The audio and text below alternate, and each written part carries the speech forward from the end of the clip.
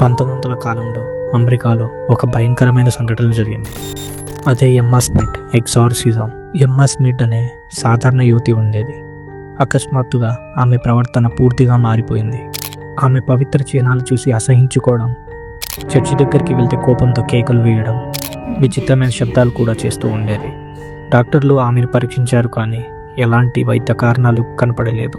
చివరికి 1928లో ఒక Catholic father అయిన థియోఫిలస్ రైజ్మన్ ఆమెపై ఎగ్జార్సిజం ప్రారంభించాడు.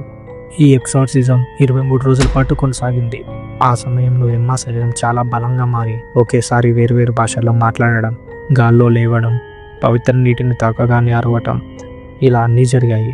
అంతేకాకుండా ఆమెలో లూసిఫర్, జూడస్ ఇస్కారియట్ అనే దుష్టశక్తులు ఉన్నాయని ఫాదర్ రైజ్మన్ రికార్డులో పేర్కొన్నారు. చివరికి ఈ ఎగ్జార్సిజం పూర్తి అయ్యాక ఎమ్మా మళ్ళీ మామూలు మనిషిలా మారింది. కానీ ఆ సంఘటన తన జీవితాంతం వెంటాడుతూనే ఉండింది.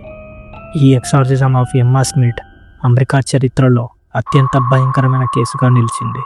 Like and subscribe.